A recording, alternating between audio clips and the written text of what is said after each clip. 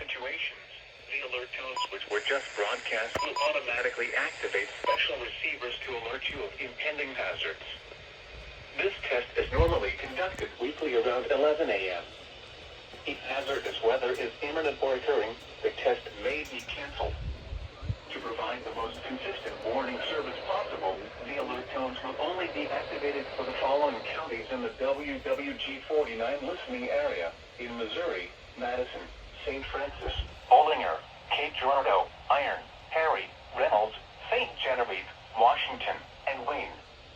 If your receiver was tone activated, the alert function will automatically reset after the test. This concludes our test for this week, and we will now resume normal programming. Thank you.